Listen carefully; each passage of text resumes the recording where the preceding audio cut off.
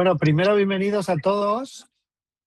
Quiero agradecer especialmente, pues, en este caso a Héctor Águila, también a Fabiola, a Paloma Plazola y a Rogelio Barba, sobre todo, por hacer este espacio de altavoz, ¿no? Y a todos vosotros por entrar aquí. Supongo que la gente vaya entrando. La charla o la clase va a estar grabándose para poder luego partirla y verla en vídeo. Y nos gustaría que esto fuera un espacio de conversación donde cada intervención pues abre el camino, ¿no? Para hablar de esta problemática que tenemos una de las problemáticas que hay tan importantes aquí en el mundo y especialmente en México, y que mejor que nos empiece a hablar como Paloma Plazola, que es directora general de Geoestrategias, que trabaja el territorio, especialista en territorio, y nos va a poner el pie donde estamos, ¿no? Paloma. Hola a todos, buenas tardes, noches allá en España. Buenas tardes en México. Pues muchas gracias por la invitación, Jorge, a este conversatorio. Es un tema difícil, duro. Creo que a todos nos va a costar un poquito de trabajo el abordarlo. La intención de reunir a este equipo multidisciplinario, pues evidentemente es porque finalmente creo que esta problemática no podemos abordarla desde una sola mirada, y yo realmente admiro mucho el trabajo que hiciste cuando estuvimos presentes en estas búsquedas, resultado del cual se desprende esta presentación, y es porque finalmente creo que la mirada es dura, es difícil, sobre todo el acto de animarse a ver, ¿no? Y luego, después de esto, pues evidentemente a visibilizar esta realidad para todos los demás. Hay una gran responsabilidad en lo que estamos haciendo el día de hoy.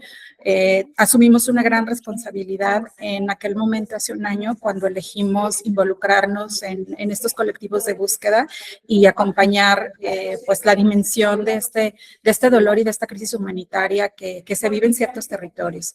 Específicamente en México, creo que estamos viviendo, digo, ya lo ampliará un poquito más Rogelio como especialista criminólogo, pero estamos viviendo definitivamente una crisis humanitaria que finalmente ocurre sobre el territorio, ¿no?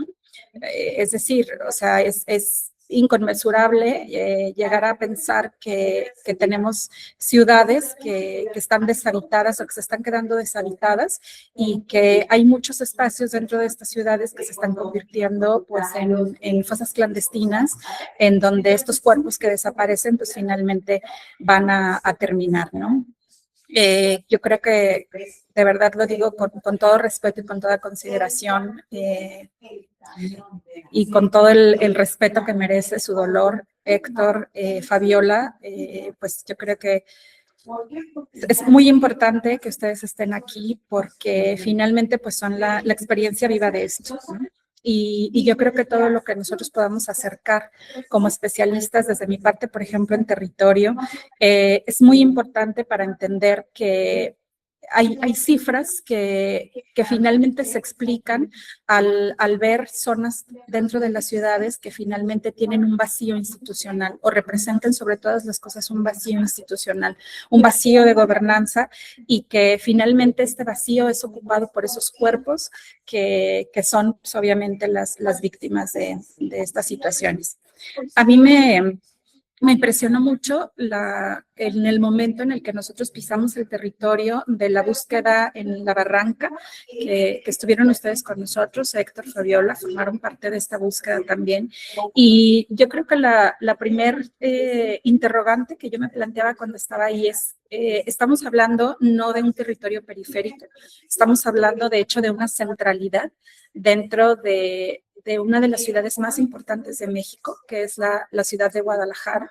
No estamos hablando ni siquiera de de un espacio metropolitano, como pudiera ser Tlajomulco, como pudiera ser Ixtlahuacán, donde también lamentablemente pues sabemos que hay un alto índice de posibilidades de encontrar cuerpos, ¿no? Estamos hablando de una centralidad en donde cuando tú te paras ahí, pues finalmente lo primero que observas es un vacío institucional, una situación de ingobernanza, por supuesto, y de nula intervención de las autoridades, en donde el simple hecho de la configuración del territorio nos explica que obviamente es una escena de crimen. Yo creo que cuando estábamos ahí era impresionante para mí voltear y ver como un techo muy precario en el borde de la ladera, donde veíamos un tiradero de bolsas, había una cámara, ¿no? Una cámara de vigilancia. ¿Qué hace ahí una cámara de vigilancia cuando ni siquiera tenemos iluminación por parte del municipio? Donde ni siquiera tenemos vialidades intervenidas con concreto o con pavimentación, y lo que tenemos ahí son simplemente terracerías, en donde también lo que encontramos son huellas de transporte o de motocicletas o de transportes de carga pesada. Entonces yo creo que aprender a leer el territorio es parte fundamental para poder interrogarnos y decir, ¿por qué pasa esto?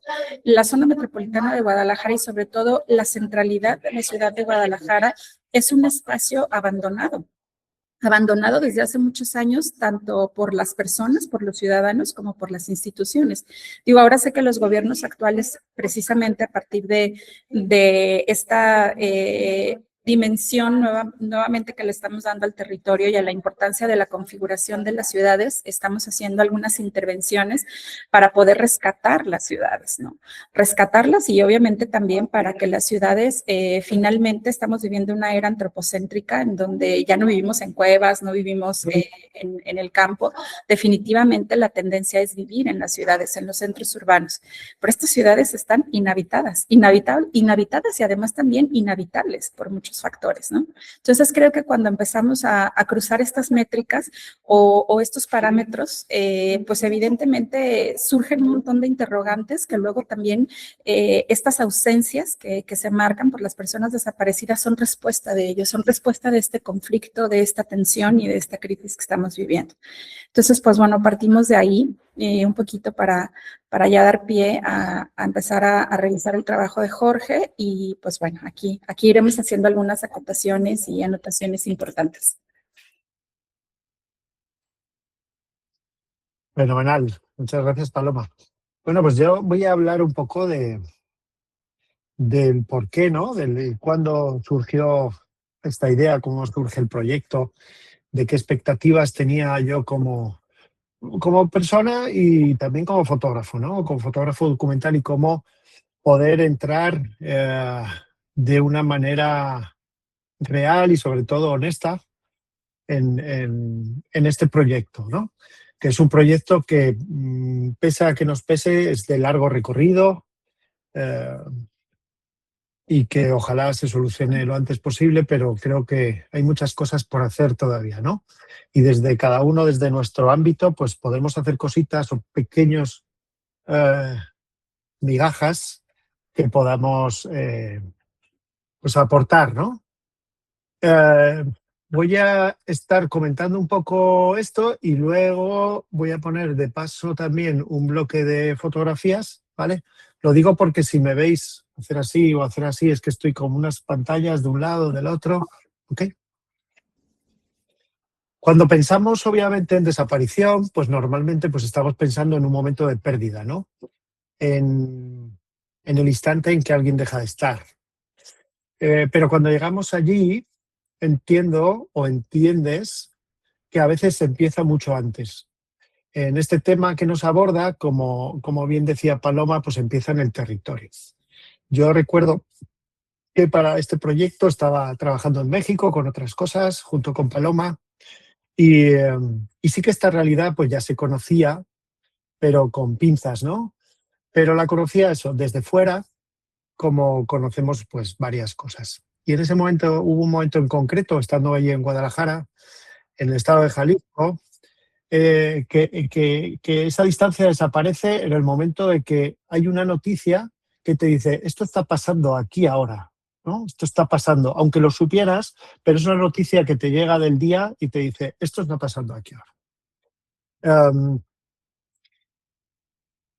Pues, y esa noticia ya no deja de ser una noticia, sino es un hecho real que está ocurriendo pues en pues un barrio al lado de donde tú estabas, ¿no? Y esto pasó con el caso del Rancho Izaguirre, que fue quizás una de las cosas más conocidas, que luego estuve enterándome que ya se habían encontrado temas así, ¿no? Empezó pues a aparecer en los medios como uno de esos lugares que pues desde fuera pues cuesta muchísimo, ¿no? Incluso imaginar, ¿no? Un espacio aparentemente normal, un rancho, pero sin embargo estaba vinculado a dinámicas pues bastante oscuras, ¿no? Como desapariciones, posibles enterramientos clandestinos y la sospecha de que podía haber sido utilizado por grupos criminales para ocultar cuerpos o para entrenamiento, etcétera, etcétera. Pero más allá de estos detalles concretos, lo importante es lo que representaba, ¿no? Cómo el territorio se convierte en escenario de estas violencias y cómo, sobre todo en muchos casos, son las propias familias quienes terminan llegando a estos lugares incluso antes que las instituciones. Y cuando esto deja de ser una noticia y pasa a estar cerca de ti, pues cambia completamente la forma en la que entendemos todas estas cosas. Recuerdo cuando estaba leyendo esta noticia, o estábamos, no sé si recuerdo que era la radio, el coche, va con Paloma y eh, con Paloma tengo una gran amistad y le recuerdo comentárselo a Paloma con bastante ingenuidad, ¿no? Con bastante ingenuidad, como diciendo, oye, igual podríamos ir por allí, me apetece este proyecto. Y ella me dijo, no, Jorge, por ahí no. Así como diciendo, porque ya me conocía, ¿no? Diciendo, no. Y en ese momento fue importante porque entiendes que esto no va de acercarse a un lugar, sino va de entender con quién estás y desde dónde lo haces, ¿no? O sea, no es, oye, esto no es para venir a verlo como el que se va a ver una obra, ¿no? O que se va a ver un teatro. Y a partir de ahí aparece el contacto con, en este caso, con Héctor Flores. Me pasó contactos Paloma por temas de gobierno y los temas de gobierno me lo pasó con Héctor Flores, que es pues, el presidente, digamos así, de la Asociación Luz de Esperanza. Hablamos y desde el primer momento hubo una apertura pues como muy generosa, pero además no desde ven a documentar, sino ven a acompañar, ¿no? Ven a estar con nosotros, ven a verlo. Y este matiz pues lo ha cambiado todo porque en este momento ya no decidimos o ya no decido ir a fotografiar algo, sino decido ya estar en un lugar donde lo importante ya no eres tú ni lo que vas a hacer, ¿no? Hay otras cosas muchísimo más importantes. Pues cuando llego al terreno hay una imagen que se rompe muy rápido, ¿eh? Aquí no hay una épica, no hay grandes gestos, sino que hay gente organizándose en la Comisión de Búsqueda de Personas Desaparecidas, que es un estamento a nivel oficial. Me podréis corregir si digo cosas que a lo mejor no va por ahí. Hay silencio, hay personas trabajando, ¿no? Y hay algo que a mí me marcó mucho, ¿no? En un momento yo recuerdo que le dije a Paloma, oye, quizás sería buena idea presentarme, pues hablar con la Guardia Nacional, porque son comitivas o son, sí, comitivas que nos movemos con Guardia Nacional, Policía Municipal, Policía Local, para los lugares porque son realmente peligrosos, ¿no? Y le dije, oye, pues hablar con la Guardia Nacional, pues explicar quién era, por si me veía, para que viera que estoy con cámara y tal. Y me dijo, no, aquí es mejor que no sepan quién eres, que es mejor pasar desapercibido, que nunca sabes realmente dónde estás ni con quién está mirando. Héctor está riéndose, me está mirando como diciendo, sí, es así. Y ahí entiendes que estás en un contexto donde las reglas ya no son las que conoces, no son las normales, donde la seguridad no es algo y donde tu presencia también tiene un peso, ¿no?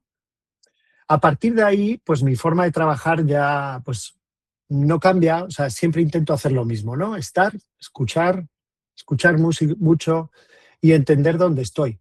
O sea, no llego haciendo fotos, llego sobre todo estando, ¿no? Y las fotografías, si quieren aparecer, van a aparecer después. Eh, esto que puede quizás parecer muy simple, en realidad, pues es lo más difícil, ¿no? Porque implica renunciar a la urgencia de producir imágenes y asumir que primero tienes que construir una relación, tienes que entender un poco, ¿no? Tienes que, lo mínimo que puedes hacer es ponerte en los zapatos, aunque sea mínimamente, y sobre todo con respeto de las personas que están ahí, ¿no?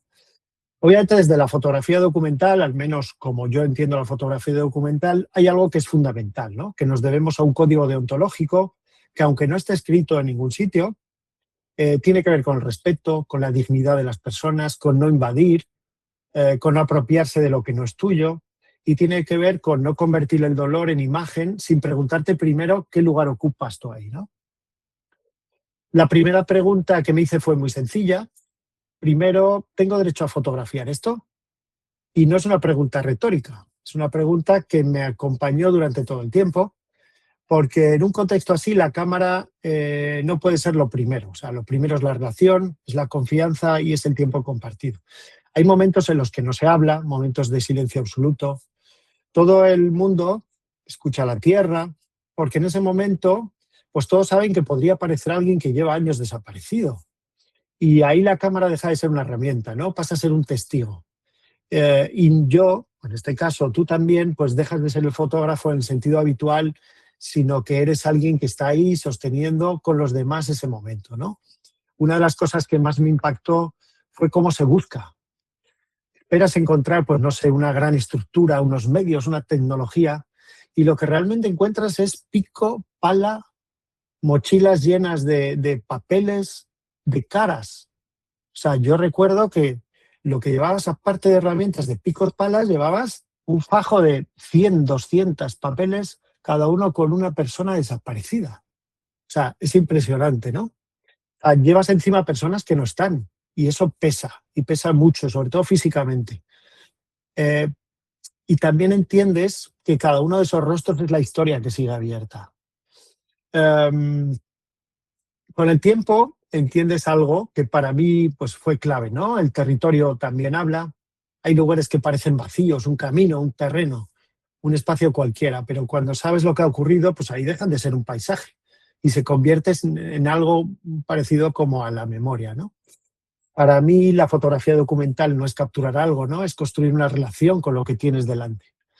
Y sobre todo es trabajar desde la empatía, desde la escucha, desde el no juicio. Voy a compartir fotos aquí mientras veo.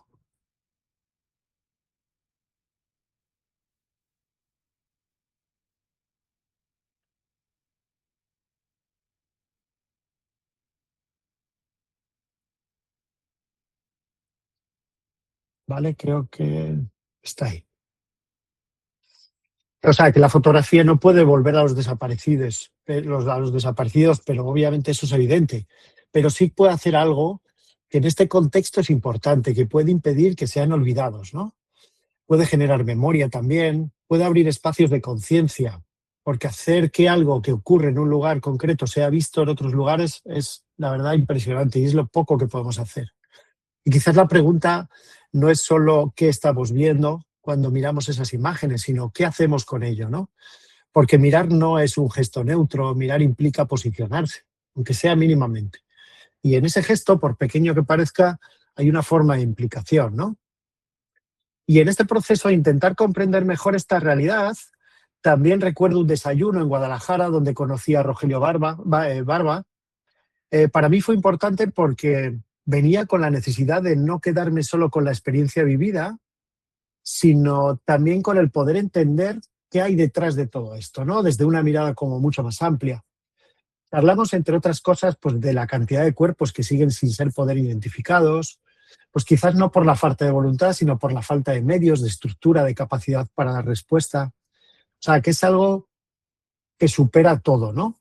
Y ahí es donde todo empieza a encajar de otra manera, ¿no? Por eso me parece importante darle paso a esta lectura desde dentro, ¿no? Desde ese punto en el que Rogelio Barba nos puede contar algo más. Dentro de esta experiencia que he estado con ellos, también me sorprendió que íbamos, pues, íbamos a unos sitios donde tiraban escombros, bolsas de basura, escombros que tenías que bajar haciendo rappel y con un pala o un machete para abrir bolsas de basura para encontrar restos, ¿no?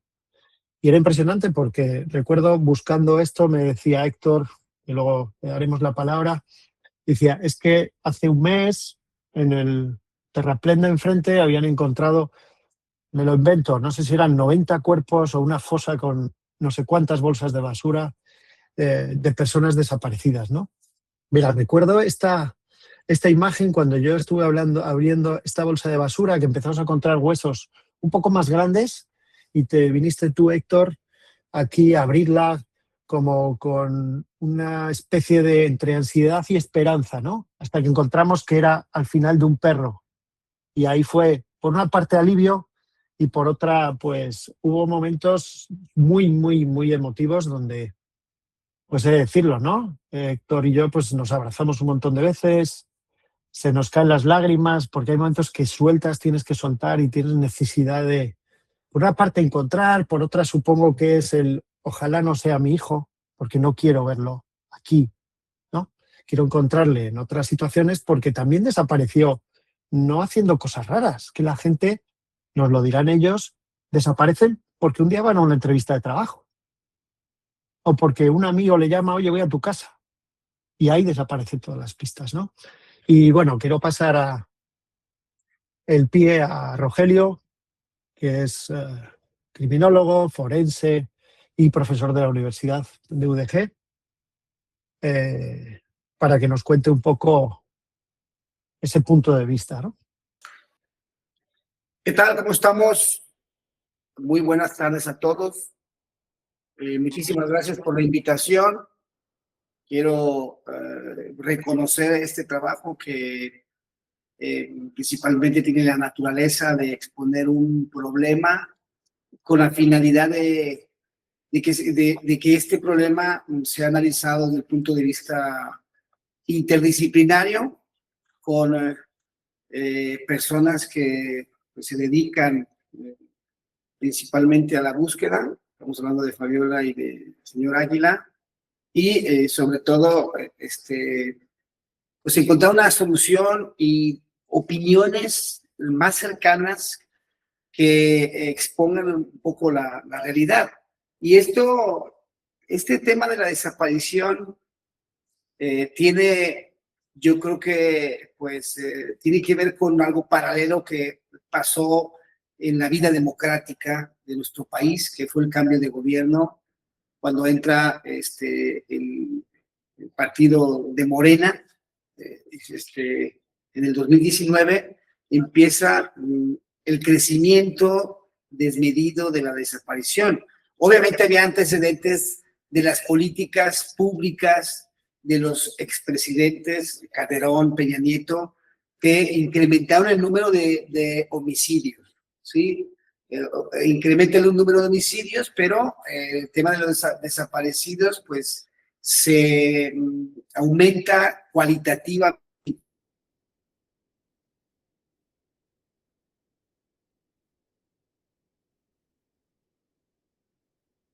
Se nos fue, ¿no?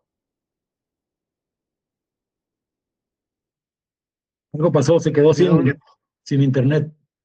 Se asustó. Yo creo que ahí alguien lo sabe y ya ha desconectado. No, Sí, sigue con nosotros. algo pasó. Sigue con nosotros y a ver si. Ahora. ¿Sí ya? Perdón. Ahora sí, ahora sí. Algo pasó. Entonces, pues con este número de homicidios, todos sabemos que atrás de los homicidios tiene que ver el control del territorio, la expansión de las organizaciones criminales con la finalidad de mantener el control de estas rutas, no ya del narcotráfico, sino estas rutas de la empresa criminal, que van de Jalisco, Michoacán, Nayarit y Sinaloa, ¿sí? Que es, bueno, pues son puntos claves en México porque hay puertos, hay vías terrestres importantes que pueden llevar a cabo pues esas empresas criminales con la finalidad del trasiego de las metanfetaminas o de otro tipo de drogas. Y obviamente, pues corredor criminal que lo han vuelto estas organizaciones criminales es para mantener la hegemonía por la escisión de las mismas organizaciones criminales que por cierto hace algunas semanas quedó descabezada esta organización, que fue la que acrecentó junto con los Zetas y otras organizaciones, pues con el tema del desmembramiento, decapitamiento y este tema de las desapariciones, ¿sí? Fue con los Zetas. Entonces, pues de esta manera ellos encontraron una forma criminal, ¿sí? Desde el punto de vista cualitativo, que no se había experimentado ni en otros países, ¿sí? Ni en otras épocas. Entonces, uno tiene que ver con el reclutamiento forzado, es un reclutamiento forzado para mantener las filas con personas inocentes que se mantienen en las primeras filas de la organización criminal, con pruebas. Se ha visto, hay testimonios en los cuales se puede advertir cuál es el mecanismo de operación que tienen estas organizaciones para poderse hacer llegar de estos ejércitos que se mantienen vivos aún, ¿no? Que tiene que ver con pues ese engaño que se mantuvo por mucho tiempo para lanzarle al suelo a los jóvenes y pudieran tener un trabajo estable, muy bien remunerado, y que obviamente pues eran castillos que presentaban, castillos en el cielo que presentaban estas organizaciones criminales para hacerse de este reclutamiento engañoso y forzado. Y de ahí, bueno, pues con esta finalidad, pues ellos tienen un ejército que ponen a prueba, y quien pasa estas pruebas rigurosas que tienen que ver con campamentos, que tienen que ver con comer restos humanos, que tienen que ver con la utilización de armamento, que tiene que ver con operaciones paramilitares, para llevar ejecuciones, para llevar levantamientos y para llevar una serie de delitos, ¿no? Entonces, de ahí pues que se acrecentó este fenómeno de la desaparición, y que ya se cuentan con muchísimos organismos, desgraciadamente organismos e instituciones públicas para atender el problema, desde la Comisión Nacional de Búsqueda, las fiscalías especializadas de la desaparición de personas, los institutos jaliscienses, perdón, los institutos forenses, que hay que decirlo, Jalisco y algunos estados del interior de la República son los que están mejor preparados para llevar a cabo este tipo de situaciones, pero aún así pues estamos rebasados, pero también tiene que ver con la legislación, porque pues estas personas que se encuentran y que el problema son personas o restos humanos que se encuentran en bolsas, por decirlo así, encuentran una bolsa, no me dejarán mentir aquí los buscadores, en una bolsa pues hay restos humanos de varias personas. Por ejemplo, puede ser el tronco, en la mano de una persona, el brazo de otra, mientras las otras partes del cuerpo están en otro estado, están en otro municipio, están en otro lugar, y eso es lo que verdaderamente complica el reconocimiento de las personas para poderlos armar y hacerles las pruebas de ADN. Yo recuerdo en una experiencia de un vecino que encontraron a un pariente muy cercano de él en las puertas, encontraron 2 bolsas en las puertas de una iglesia, y que se lo llevaron al instituto. Eran 2 personas, una mujer y un hombre. Me decía, oye, pues solamente es que armen los cuerpos y que me lo entreguen para darle sepultura. Estaban descuartizados. Le dije, no, lo que pasa es que tiene que haber pruebas forenses que puedan permitir la identificación de las partes para poder decir que estas partes forman parte de ese cuerpo el cual se está reclamando. Entonces, yo creo que las instituciones públicas han hecho el esfuerzo que han podido hacer. Yo formo parte del organismo del instituto, formo parte del consejo, en el cual nosotros aprobamos presupuestos y empujamos para que el instituto pueda dar resultados, pueda dar respuestas a este grave problema que se nos ha presentado y que pues, nos ha rebasado por lo que digo, ¿no? El problema es la identificación de esas, poder confrontar esas pruebas de ADN con otros cuerpos y poderlos constituir en una sola unidad humana, ¿no? Ese es uno de los problemas que se tiene.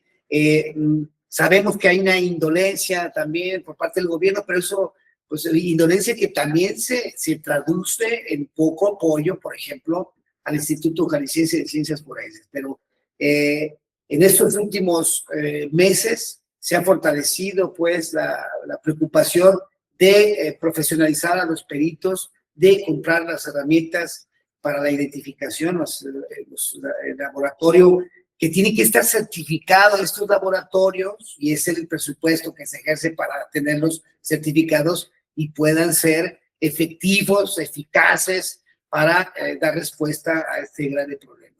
Pero bueno, yo creo que aquí es un problema común, la criminalidad es un problema social y comunitario en el cual todos formamos parte de este problema, como decía Paloma, pues todos sufrimos del mismo dolor y tenemos que abonar para poder dilucidar este grave problema y poder aportar, no solamente con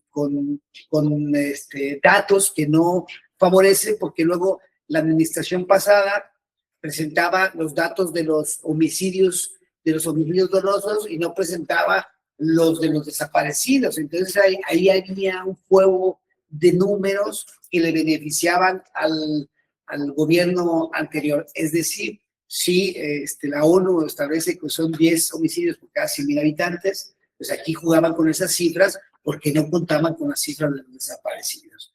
Yo creo que hace falta más empatía con las madres, con los padres buscadores, empatía también económica, pero sobre todo moral, para darle un acompañamiento psicológico, social a estas personas que se merecen todo el reconocimiento social por la labor que hacen y la solidaridad que ellos prestan frente a otras víctimas indirectas o directas, porque están buscando a sus desaparecidos. ¿Por qué digo esto?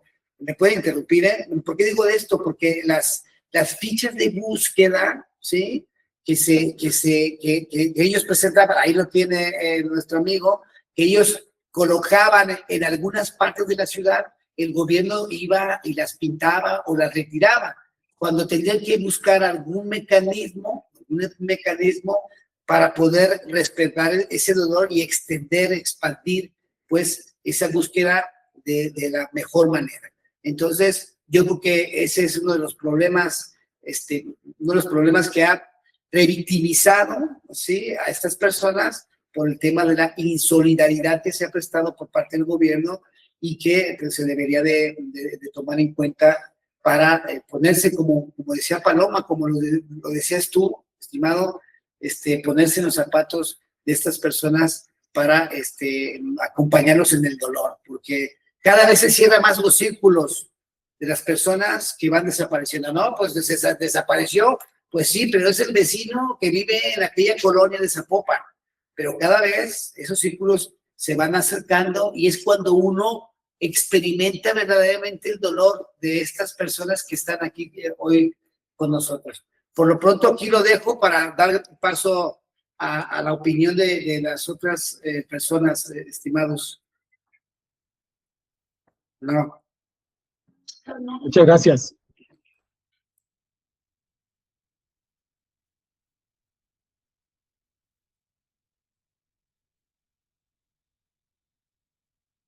Bueno, Héctor, creo que ya hemos estado hablando un poco de territorio por parte de Paloma, estaba hablando yo un poco de cómo entré en esto, cómo me vino, ¿no? Así como, entre comillas, de golpe, y cómo os pude conocer a vosotros y pues solo nos queda daros el paso para que habláis desde vuestra visión, ¿no? O sea, desde vuestra vida, desde Dale. Sí, Jorge, muchas gracias. Buenas tardes a todos. Mira, estamos tratando ante un delito de lesa humanidad. Estamos ante un fenómeno social muy doloroso. Las personas que vivimos esta situación de la desaparición forzada, el reclutamiento forzado, tenemos que pelear con el gobierno que nos debería de apoyar, no a buscar, a que no se lleven a nuestros hijos. ¿Por qué se los están llevando? ¿Por qué hay esa ingobernabilidad? Ahorita, escuchando al profesor Rogelio, estaba oyendo que algunos días el gobierno quita nuestras cédulas de búsqueda. Quiero aprovechar el momento y quiero compartirles algo. Ahorita hay una lucha férrea en el Congreso del Estado porque una diputada de nombre Norma del partido de Morena está legislando para prohibir los espacios públicos para pegar nuestras fichas. Una diputada del partido en el poder, unida con el diputado Alejandro Puerto, se están uniendo para prohibir los espacios públicos para pegar nuestras fichas de búsqueda, porque ahí viene su mugroso mundial. A mí me apasiona el fútbol, me gusta el fútbol, no tengo nada contra el mundial. Pero ¿por qué quieren matizar el entorno? ¿Por qué legislan para tener la ciudad bonita sin nuestras fichas? ¿Por qué no legislan en materia de desaparición forzada? Está la mente mal de los diputados, de las personas en el poder. Están luchando por el poder para conseguir dinero.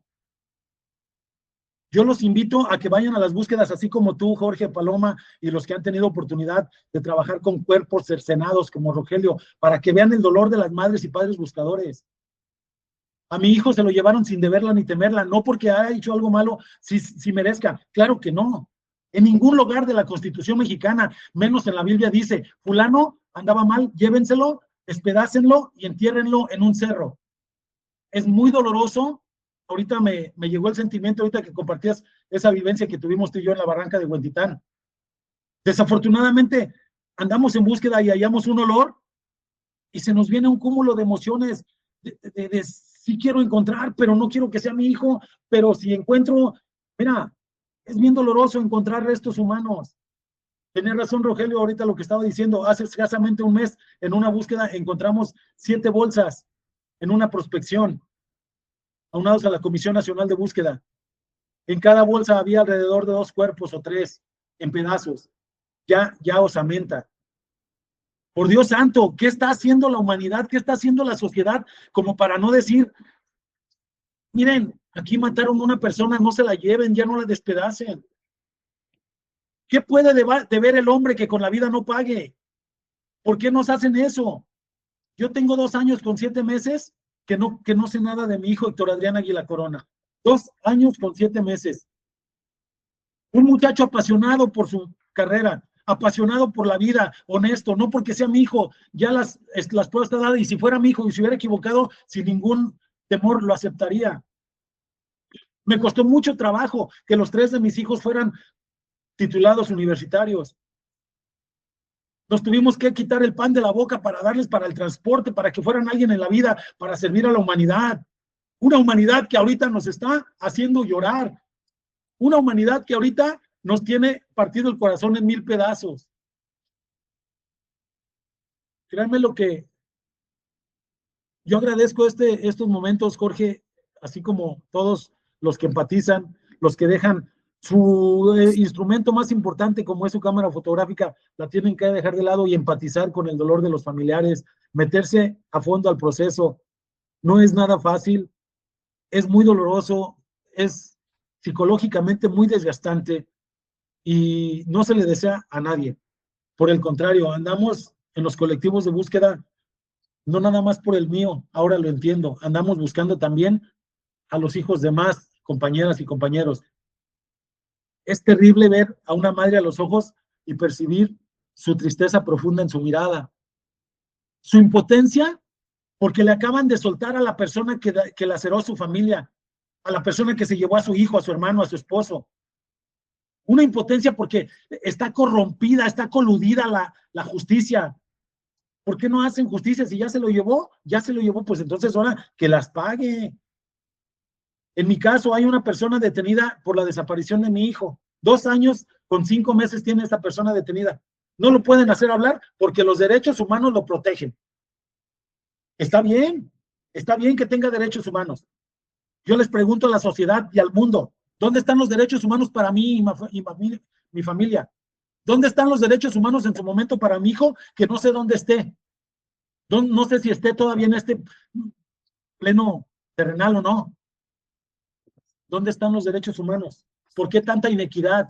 ¿Por qué tanta desigualdad? ¿Por qué estamos viviendo un delito de lesa humanidad? Este fenómeno social que estamos viviendo en Jalisco, con más de 18,000 desaparecidos. Se llenan la boca los gobiernos de decir, ya bajó, ya son nada más 15,000.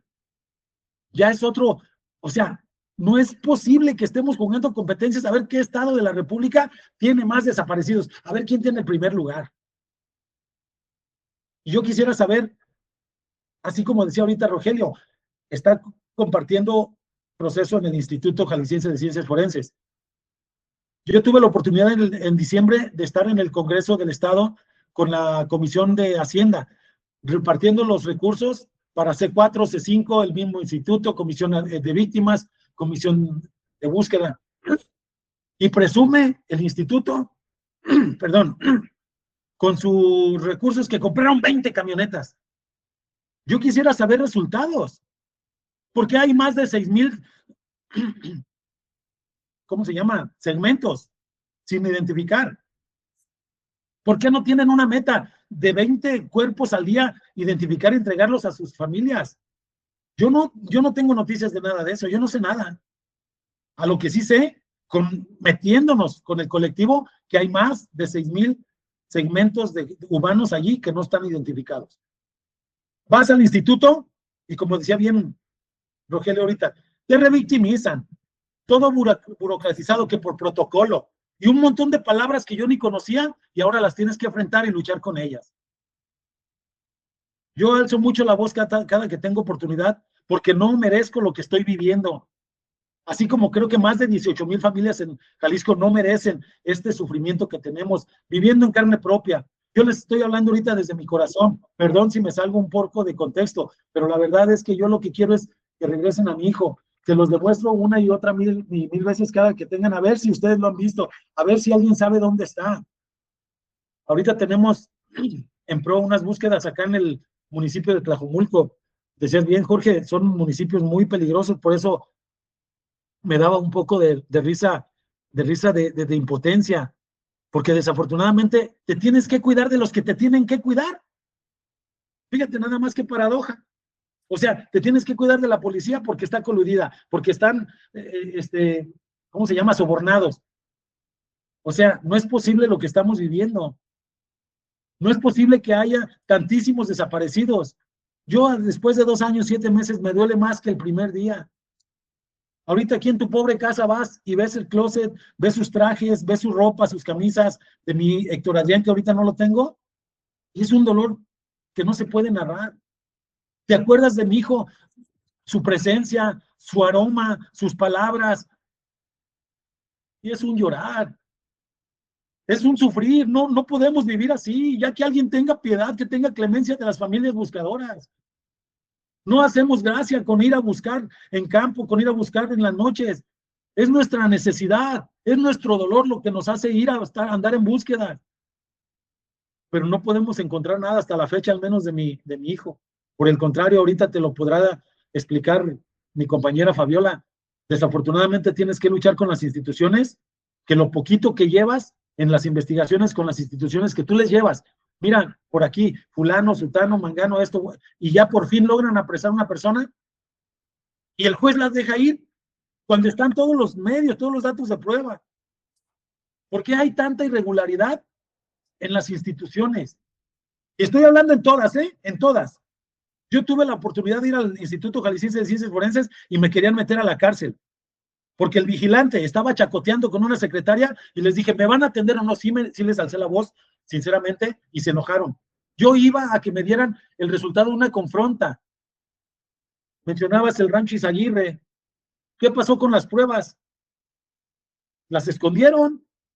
¿Dónde están las familias buscadoras que quisieran ir a ver unos zapatos, una mochila, una prenda para ver si es de tu hijo? No nos dejan verlas. ¿Por qué el gobierno parece que la guerra es con nosotros, los buscadores, y no con los que están desapareciendo a las personas? ¿Por qué? Ya el rancho Izaguirre, al igual que la fosa de las agujas, ya quedó como en el olvido. ¿Y quién va a buscar a nuestros hijos? ¿Quién va a dar celeridad a las confrontas para ver si está ahí uno de los segmentos de mi hijo o del hijo de alguno de nosotros? ¿Quién lo está haciendo? Las instituciones van y burocráticamente trabajan 8 horas. Es muy rara la persona, porque me he encontrado también personas que trabajan 24/7. Sí me he topado, sí tengo contadas con los dedos de las manos. Son muy contadas. La mayoría van y burocráticamente trabajan 8 horas en el escritorio y no, yo ya salí, ya me voy, venga mañana. Muchos se van de vacaciones y paran las búsquedas. Ahora con esto, decía Rogelio, con el descabezamiento del 4 letras, pararon las búsquedas por miedo, por la guardia. Está bien, es seguridad, yo lo entiendo. Pero ¿quién está haciendo de veras acciones concretas de búsqueda en vida de nuestros hijos? Yo es lo que le exijo al gobierno. A mí no ha llegado. Mi hijo era trabajador de la Comisión Nacional Forestal al momento de su desaparición, trabajador público federal. Por 2 años no aparecía en el Registro Nacional de Búsquedas, por 2 años. Tuvo que venir aquí la comisionada nacional y yo le tuve que gritar, le digo, ¿cómo es posible que nos quiera regalar una retroexcavadora para ir a buscar a mi hijo? ¿Por qué no nos pone una propuesta de vamos a ir a donde hay puntos de reclutamiento forzado, de entrenamiento, para que no tengamos otro Izaguirre, otro Concordia en Sinaloa? ¿Por qué no hacen cosas como eso? Tienen que esperar a que los madres y padres buscadoras encuentren un Izaguirre para que se destape la bomba. Y después andan tapizando todo y estrangulándonos para no buscar. Está muy terrible lo que estamos viviendo, ¿eh? Ni el gobierno del estado, ni el gobierno municipal, ni el gobierno federal están haciendo lo que nosotros como padres, como familias de una familia de desaparecidas, lo que necesitamos. Nadie lo está haciendo. Si bien Enrique Alfaro hizo todo el cochinero que está, y el nuevo gobernador Pablo Lemos ya da apertura a mesas de trabajo. Pues sí, son muchas mesas de trabajo. ¿Y cuáles son los resultados? No tenemos resultados. Al menos yo no tengo resultados de mi hijo. Yo no tengo un servidor público que venga y me diga, ya cállate, mira, aquí está lo que estoy trabajando. Yo no tengo uno y no lo hay. Si no va Fabiola, si no va Héctor, si no va María, si no va Teresa al instituto, a la comisión, no tenemos nada. Porque duramos 8 o 15 días sin ir a fiscalía y cuando vas, están tomando café y luego vas y pones tu queja en derechos humanos y se molestan. Oiga, pero ¿por qué no se fue a quejar? No nada más por la reparación de daños, porque no me hacen caso, porque si vengo, le mueven, si no, lo van traspapelando. De ese tamaño está nuestro proceso burocrático en las instituciones. Perdón por la emoción a todos los presentes, pero es necesario que esto se civilice, se sensibilice y que toda la sociedad pongamos nuestro granito de arena para parar esto. Si bien México ahorita está viviendo más de 120,000 desaparecidos en toda la República, deshonroso Jalisco con el primer lugar con casi 18,000. No esperemos que esto llegue a otros países. Necesitamos visibilizar, unir fuerzas, sensibilizarnos con el dolor de uno que lo está viviendo para que no te pase. Yo les pregunto, ¿qué harían si te llevan lo que más amas en la vida? Como a mí me llevaron mi Héctor Adrián, el primero de mis hijos, el primero de 3. No vives, se roban tu vida, se roban todo, la vida no es la misma. Los incito, perdón, no los conozco, pero a que desde tu granito de arena, no sé qué te dediques, si eres ama de casa, si eres investigador, profesor, albañil, lo que sean, mis respetos, pero lo que seas desde tu trinchera, tenemos que visibilizar este delito de lesa humanidad. Tenemos que visibilizar la no actividad de todas las autoridades y apretar fuerte para que no nada más le den recursos a su mundial que va a venir, que le den recursos tanto económicos como físicos a la búsqueda de madres y padres buscadoras. Mil disculpas por la emoción, Jorge, Rogelio y a todos, pero cada que trato el tema no puedo detenerme y les pido su apoyo en España, en Holanda, en Haití, en todo el mundo para poder buscar a mi hijo Héctor Adrián, a Ronaldo y a todos los que nos hacen falta. Gracias. Nada, gracias a ti, Héctor. Ya sabes que estas cosas, al final, es que son cosas que tocan, ¿no? toca mucho. Y el límite al final es que no puedes tener límite con estas cosas, ¿no? Y lo que tú decías, ¿no? Esa palabrería que tienes que pelearte con palabrería y con gente que dices, no, o sea, porque si estuvieran haciendo las cosas bien, supongo que algo cosas hacen, ¿no? Rogelio ahí tendrá cosas que decir, eh, de que hay cosas que se estén haciendo, mejor no las que se deberían o de la manera que se debería, no lo sé. Siempre nunca sabes si aciertas o no. Fabiola, ¿cómo estás? ¿Qué tal? Muy buenas tardes a todos, a todas las personas que nos acompañan en este momento. Mi nombre es Fabiola González Aldúñez. Busco a mi hermano Ronaldo González Aldúñez. Como bien lo dice nuestro compañero Héctor, sufrimos bastantes cosas aquí en Jalisco.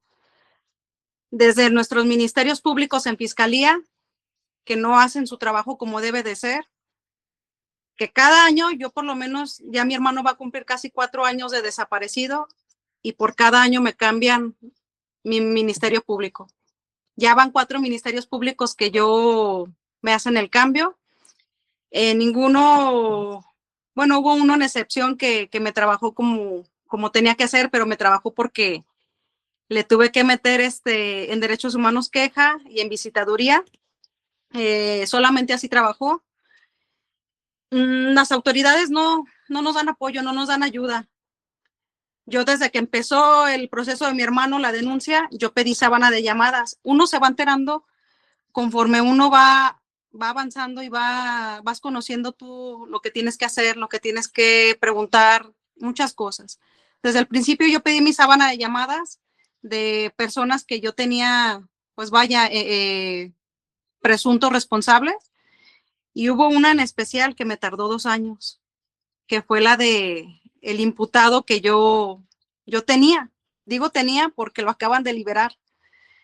Tristemente, ahorita lo dijo mi compañero, yo soy la persona que acaban de liberar a esa persona que tenían en la penal por falta de pruebas que ellos no pusieron, que mi Ministerio Público no puso. Por esas faltas de prueba, lo liberaron. Lo liberaron y ahorita estoy apelando, ahorita estoy con la incertidumbre de que vaya a venir a mi casa hasta balacearla, a la de mis padres y a la mía, porque es una persona de alto cuidado. Lo liberan y ahí anda él como si nada. Eso es en el aspecto de fiscalía.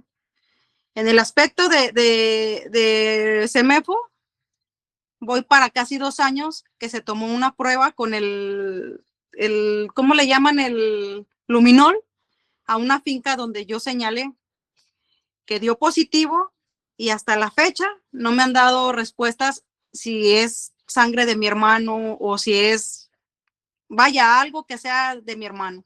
No me han dado respuesta. Vas a CEMEFO y te pasan las fotos, pero súper rápido. Rápido. Les dices, oye, en el caso de mi hermano traía un tatuaje de un San Juditas con una fecha en especial. No te quieren dar que porque salen un montón de San Juditas. Oye, pero mete la fecha, por favor, con esto. Se molesta el Ministerio Público que porque tiene más de 200 carpetas de investigación en su área, que no puede estarte atendiendo nada más a ti. Se molestan en CEMEFO porque les dices, ponme esto y no te lo quieren hacer. Vas a comisión de búsqueda y les pides tú que quieres revisar un predio porque salió en las antenas de las sábanas de llamadas de tu familiar y no lo hacen, que tienen que meter un escrito, que tienen que pedirle al MP, o sea, se avientan la bola uno con otro y no te ayudan para nada. No hacen la labor que debe de ser. Uno como buscador, uno tiene que hacer sus propias herramientas. Las varillas las mandamos a hacer.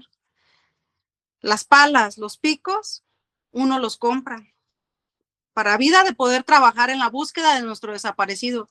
Porque si nosotros no los buscamos, ellos están así, tomando café, como dijo el señor Héctor, comiendo. Vas a fiscalía y fiscalía huele a comida. Y ya llegas y ya, porque ya los interrumpiste, ya se enojaron. Entonces, yo sí estoy muy molesta porque no hay comunicación entre ellos. No hay comunicación entre ellos. Ahora con lo de la liberación de esta persona, me metieron a apelación, yo no sabía con quién ir, qué hacer, tuve que contratar un abogado porque nosotros no somos ni investigadores, una cosa que la hagamos de investigador para poder aportar pruebas, pero no lo somos, no somos investigadores, no somos abogados, no somos ministerios públicos, no somos jueces. Y lo único que queremos es que nos ayuden, que hagan su trabajo como debe de ser. Mi ministerio público, que fue el segundo, realizó una orden de aprehensión bien hechecita, bien relacionadita, que iba con sábana de llamadas y con todas las pruebas que yo tengo en mi carpeta de investigación. Tristemente llega el cambio de gobierno y me la quitan, pero me dice, te dejé la orden de aprehensión realizada para que llegue el nuevo Ministerio Público y plasme su firma y se la manden al juez. ¿Qué hizo el tercer Ministerio Público? Dijo que no estaba bien hecha, que le diera 6 meses para empaparse de la carpeta de investigación. Le di los 6 meses y le decía, pero oiga, ya está la orden, no está bien realizada, la voy a hacer a mi manera. ¿Qué hizo? La cambió y solamente la mandó por sábana de llamadas.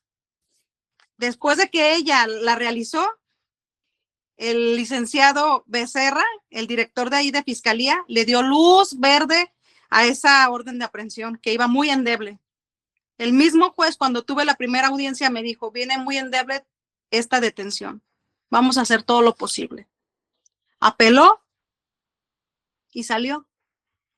Le llamo, yo me entero de que sale porque fui con el magistrado, hablé con el magistrado y me dijo, esta apelación la acabo de resolver el viernes pasado. Tristemente va a salir. Y platiqué con él, le enseñé videos, le enseñé muchas pruebas y se quedó pensativo y su respuesta fue de que los ministerios públicos no saben hacer bien su trabajo, porque no son ministerios públicos que sean capacitados en búsqueda de personas desaparecidas. Entonces, yo marco a Fiscalía y les comento que cómo va el proceso, porque ni Fiscalía ni Comisión de Búsqueda, que me tenían que prestar la atención, me decían que era lo que iba a suceder. Marco a Fiscalía y me dicen que siguen trabajando la orden, que se va a llegar los 3 meses que pidieron para terminar de acomodar pruebas y todo, y que ellos me avisaban. Le digo, ok, le digo, todo esto que tú me estás diciendo, todo esto lo vas a hacer estando el imputado fuera. No, ¿cómo crees? Está detenido. No, no está detenido. Ya salió, metió apelación y salió favorable. No sabían, tuve que mandarles yo el acuse que me mandaron a mí. Después de una semana, tuve que mandárselos yo a ellos. No tenemos ayuda, no tenemos apoyo. De por sí, nosotros en casa sufrimos por no ver a nuestro ser querido, en mi caso, mi hermano.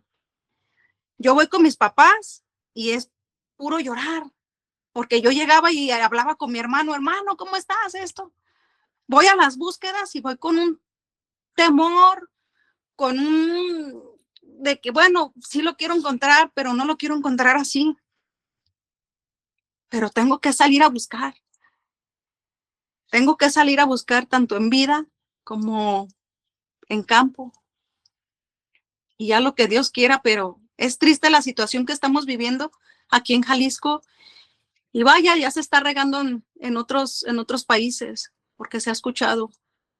Esperemos si esto pare y que de verdad nos puedan ayudar. De una manera u otra, ustedes nos puedan ayudar.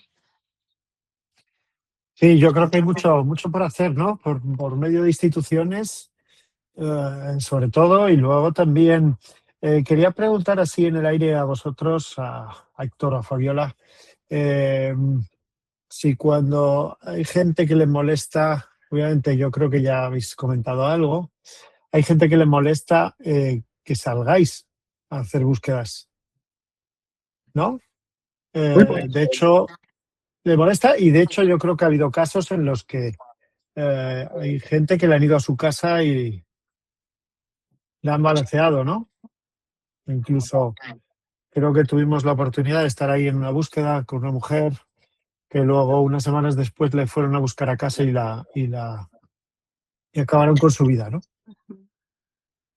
Sí, desafortunadamente tenemos miedo. A muchas personas no les gusta que exhibamos lo que ellos están haciendo. Afortunadamente, en mi caso, pues no ha habido tales amenazas. Nos hemos cuidado mucho, pero cuando vamos todos los domingos con Luz de Esperanza a pegar las fichas en diferentes puntos de la ciudad, la misma ciudadanía, los transeúntes, dicen, ya van a pegar su basura. Se ve fea la ciudad. Entonces, yo pido empatía de la ciudadanía.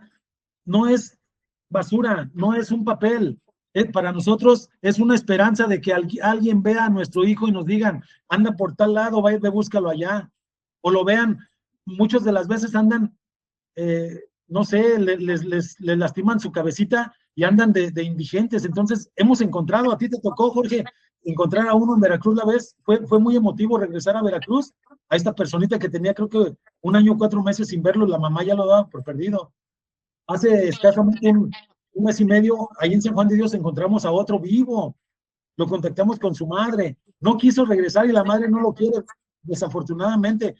Pero nosotros, yo sí quiero a mi hijo como sea. Y sí hay mucha gente que se molesta a tu pregunta, Jorge, pero necesitamos. Mi esposa, en el caso de la mamá de Héctor Adrián, dice, ya me robaron a mi hijo, ¿qué más me pueden robar? Ya no tengo miedo. Así dicen muchas madres. Porque el amor por su hijo, el amor de buscar a su hijo, vence el miedo, vence el cansancio, vence el hambre, vence todo. Pero estamos enfermos. Entonces, tanto mi esposa como yo, padres de Héctor Adrián, andamos buscando hasta por debajo de las piedras, que no deberíamos. Mi hijo es licenciado en geografía, egresado de la Universidad de Guadalajara. Mi hijo no tenía tiempo de andar de vago. Mi hijo merece regresar a casa. Así como todos los que andamos buscando, todos merecen regresar a casa. La gente que se molesta les pido empatía. No te preocupes, Sí, yo creo que no. No te molesta. Rogelio, ¿tú qué crees que significa realmente una desaparición en términos estructurales y de herida social? ¿Qué herida tiene un Estado? ¿O cuánto difícil es curar esa herida, o de qué forma se podría romper esas heridas que tiene con su propia sociedad? ¿O qué debería estar haciendo?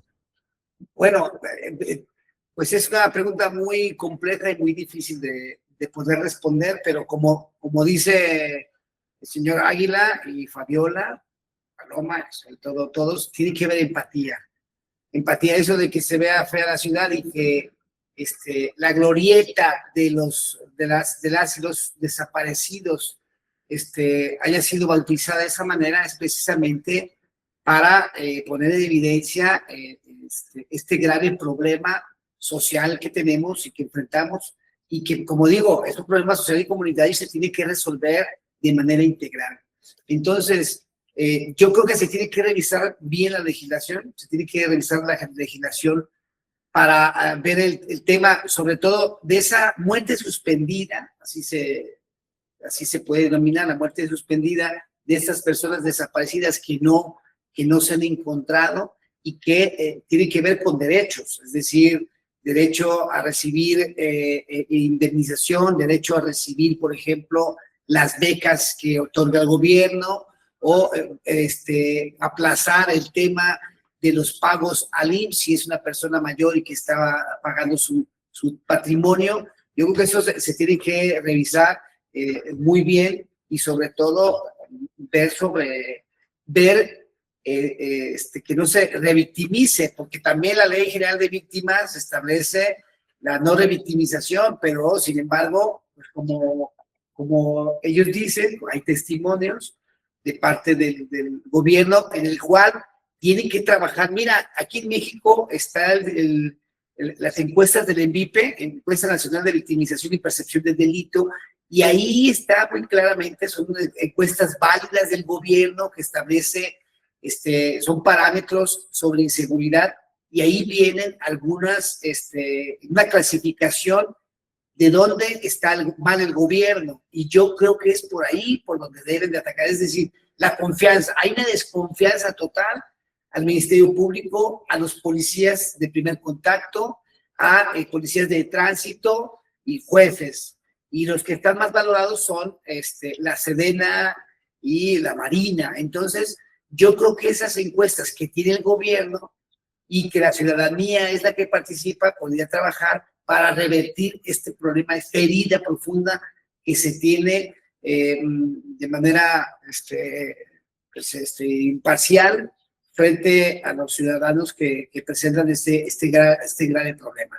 Se tiene que revisar porque también la Ley General del Sistema Nacional de Seguridad Pública establece el tema de la coordinación de las policías, la preparación, la formación. Se tiene que invertir, aunque hay muchísimo dinero para la seguridad ciudadana, precisamente no se ve ese dinero invertido por parte de los ciudadanos. ¿En qué sentido? De que no puedes salir a ciertas horas de la noche, no puedes visitar ciertos lugares de la ciudad. ¿Y qué decir de aquellos espacios, de aquellos lugares, patrimonio de la humanidad que podemos visitar? Ya no se puede circular libremente por el país porque pues, está secuestrado por estas organizaciones criminales. Entonces, esto no es cuestión de partidos, esto es una cuestión de una estrategia integral que deben de incluir obviamente a los que están al frente, ¿sí?, de este grave problema, que son los organismos de personas desaparecidas, los padres y las madres y estas familias, que como ellos dicen, ellos compran su pala, su pico, y lo que hacen es restringirle derechos, vigilarlos, no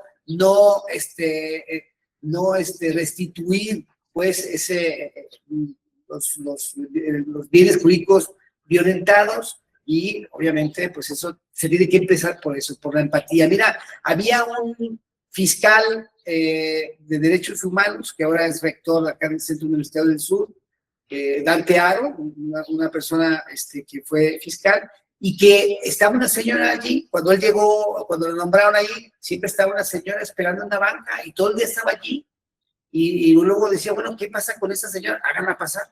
Y luego, pues siempre la atendía, siempre la atendió durante varias semanas, y la señora pues muy agradecida, y porque él le informaba que no había avances sobre la desaparición, que estaban pues empeñados en trabajar, estaban trabajando sobre su carpeta, pero siempre le daba el uso de la voz, siempre la atendía, siempre la recibía, y siempre le decía que, bueno, la carpeta tenía sus avances muy lentos. Entonces la señora dejó de ir, pero se lo dijo a este fiscal, dijo, bueno, cuando menos me escuchó. Su hijo no ha sido encontrado, pero cuando menos este funcionario, ¿sí?, que era el encargado de la Fiscalía de Derechos Humanos, después se hizo la Fiscalía de Personas Desaparecidas, pues cuando menos lo escuchó. Yo creo que si podemos trabajar las instituciones públicas, porque nos debemos a este dolor, la creación de la comisión, la creación de esta Fiscalía de Desaparecidos, obviamente se debe a que hay un problema emergente que tiene que ver con los desaparecidos. Ya no es cuestión de ley, es cuestión de aplicación de la norma. Y si hay algún funcionario público que no atiende bien a estas personas, se le tiene que sancionar administrativamente, o por qué no, por omisión, penalmente. Se tendría que revisar, pero sobre todo creo que debe de haber una solidaridad, ¿sí?, intravenosa, no lo sé, para los funcionarios, para que puedan trabajar sobre este tema. ¿Y esto sería dejación o interés? Pues mira, un poco porque es muy difícil cuando hablas de gobierno, no sé, ¿qué interés puede tener, no? A esto estoy hablando de que si está tan incrustado esto en la sociedad, que está todo tan maleado, que es muy complicado. O simplemente dejación. Tenemos un problema ya de las personas desaparecidas, que se ha contenido en los últimos días por la muerte del líder máximo de esta organización criminal. pero que también reprobamos, por ejemplo, reprobamos socialmente que se haya permitido, por ejemplo, pues este funeral, ¿sí? Que parecía un rockstar esta persona. Entonces, ahí yo creo que no fue empático el gobierno con las familias. Se tuvo que haber evitado cualquier manifestación de este tipo, porque había bandas, había muchas. Hombre, le dieron trabajo a los floreros, le dieron trabajo a esta gente, pero contrariamente, pues lo que hacen es resguardar este cementerio para dar pie al funeral. Todos tenemos y podemos tener un descanso, pues, pero esta persona pues provocó muchísimo dolor, ¿sí? No solamente en Jalisco, sino a nivel nacional y hasta internacional. Y yo creo que fue algo que no se tuvo que haber permitido por parte del gobierno. Fabiola. Claro, porque hace unas semanas Guadalajara se levantaba con incendios en gasolineras, en Oxxos. O sea, era como una guerra, ¿no? En la propia ciudad, que no sé si podríais salir. Sí, Fabiola. Esta persona fue velada cerca de aquí de donde yo vivo, mi casa, su casa de todos ustedes, y tuvo más seguridad que ni cuando nosotros vamos a una búsqueda en campo. Lo protegieron muchísimo. Había militares, había Guardia Nacional, había policía del estado, en su velorio a los alrededores, cuidándolo. O sea, ya después de muerto lo están cuidando, mientras él nos hizo tanto daño a muchas y miles de familias. ¿Dónde está la justicia para nosotros? ¿Tienen más justicia ellos que ni nosotros? Ya, es que esas cosas es bastante complicado. Paloma, a nivel de, o quien sepa a lo mejor alguna pequeña respuesta, cuando hablamos de territorio, ¿hay algunas características especiales para cuando vais de búsquedas? Por ejemplo, barrios marginados, hablabas antes, sector de zonas marginadas, como puede ser la zona de Tlajomulco, etcétera. Denise creo que también quiere hablar, me parece. No sé si tiene que ver con esto. Denise, adelante. Y bueno, Bueno, nosotros generalmente, no, Denise. adelante, y ya tienen ahorita abordo el tema, no se preocupen. Héctor.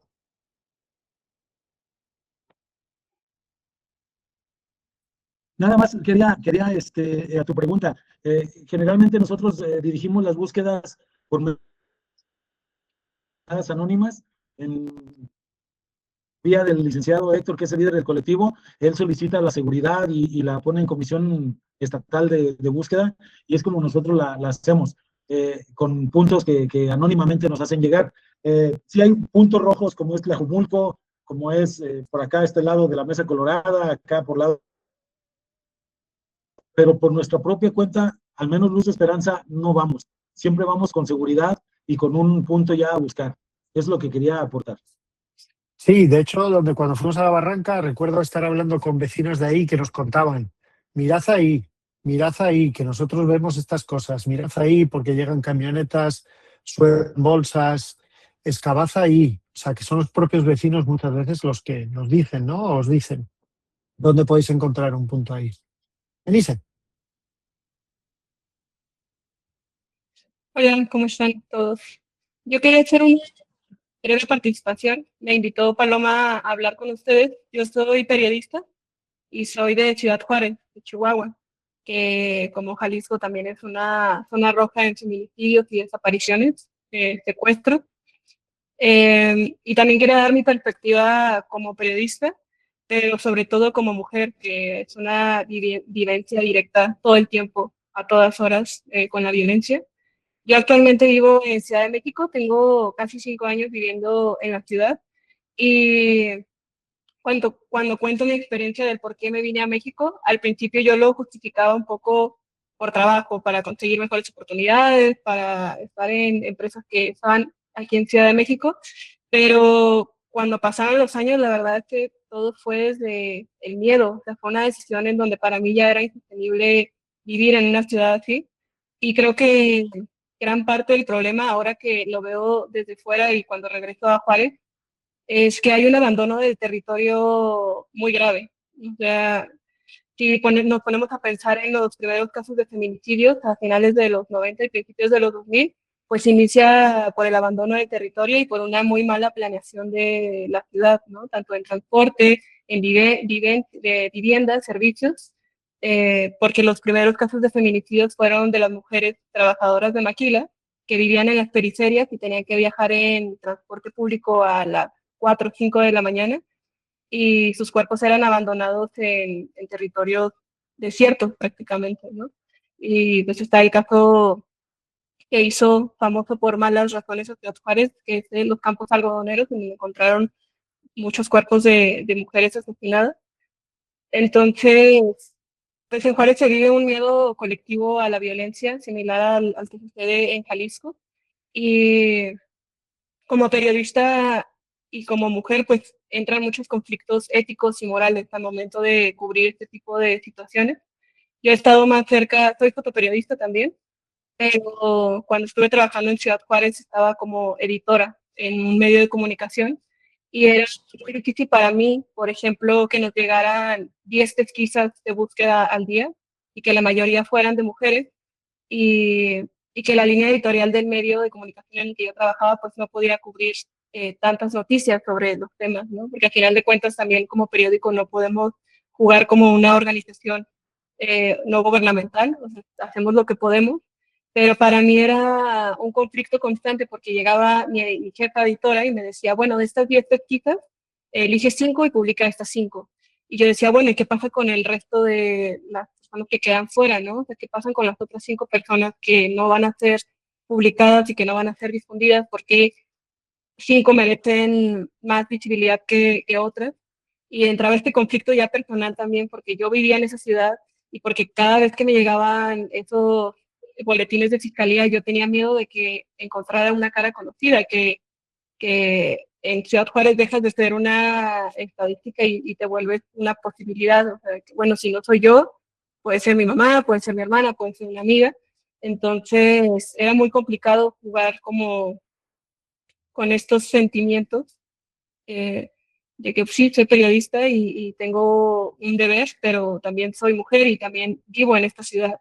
Y, y era muy difícil ser indiferente al dolor, ¿no? Y hay muchos medios de comunicación que están ya adaptados o insensibilizados a la violencia y que se transmite también en cómo ellos dan esta información. Y por eso a veces yo entiendo que cuando estás en un momento tan delicado como una búsqueda, eh, pues a veces los padres no quieren que los fotógrafos estén ahí porque usan la información y el dolor de las personas para vender, ¿no?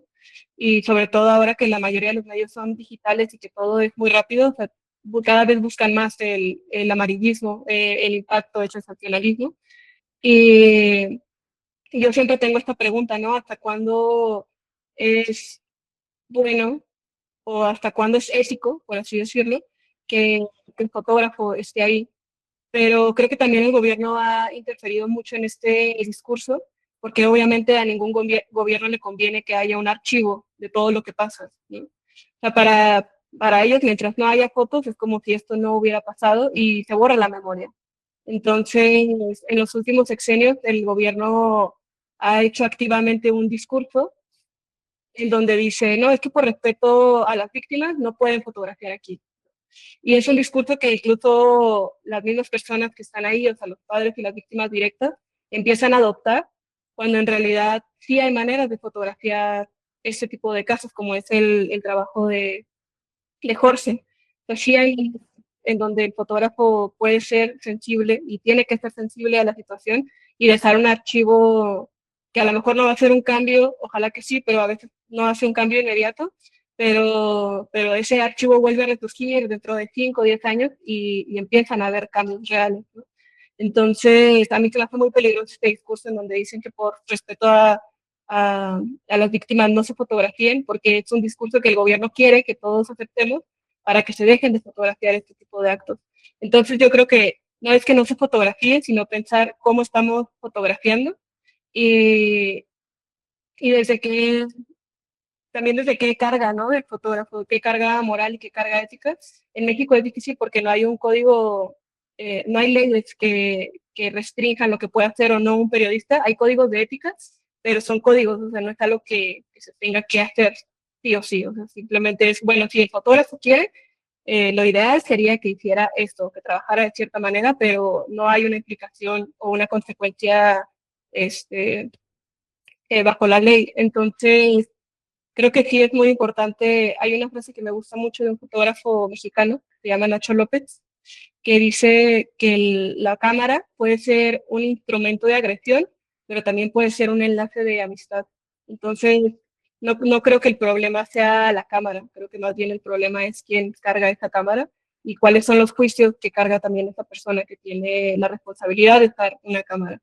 Entonces, yo creo que sí es muy importante que sigamos informando sobre esto, porque llegó un momento en donde yo dije, es que de qué sirve que haga todo esto, de qué sirve que publique si las desapariciones siguen aumentando, de qué sirve como hostigar, porque yo sentía que hostigaba también a las víctimas o a los padres, haciendo estos reportajes, haciendo estas notas, si no hay un cambio, pero creo que debemos aferrarnos a que esto va a ser un archivo y que es la memoria de lo que está sucediendo ahorita y si no se documenta es como si no hubiera existido y creo que no es justo ni para las familias ni para las víctimas que todo esto quede en el olvido porque es lo que el gobierno quiere, que en 10 años nadie recuerde que esto pasó, cuando sí está pasando y se tiene que decir. Creo que solamente tenemos que cuestionarnos desde dónde informamos y con qué objetivo estamos informando, si es para causar amarillismo, para tener clics, para tener vistas en YouTube, en Instagram, o para realmente hacer un cambio y que las personas sepan lo que está sucediendo y que no dejemos de pasar por alto el dolor ajeno. No creo que tengamos que pasarlo directamente para poder empatizar con los demás. Y bueno, creo que el periodismo y la fotografía es una gran herramienta para eso. Solo debemos cuestionarnos un poco más el por qué lo hacemos. Ya, solo quería... Efectivamente. Sí, efectivamente, cuando hacemos la pregunta de qué sirve, es que si no lo hacemos, ganan ellos. Sí. Y tenemos que hacerlo, ¿no? Igual que en búsquedas, no solo en el periodismo, ellos, podría decir Héctor, Fabiola o todas las familias, decir, ¿y de qué sirve? ¿Cómo que de qué sirve? Es que hay que dar. O sea, a veces no tienes energía para hacer, pero tenemos que hacerlo. Yo creo que también, mira, en México desde el año 2000 se han documentado 173 muertes de periodistas. Eso es porque algo estaban haciendo. No sé si bien, mal o regular, pero por lo menos estaban haciendo algo, ¿no? Y probablemente casi siempre es por la misma situación, ¿no? Porque a alguien incomoda que eso se vea, ¿no? Ya sea por temas de gobiernos o por temas de grupos criminales. Y obviamente es complicado, ¿no? De decirte, me estoy jugando la vida, ¿no? Cuando me meto en ciertos temas.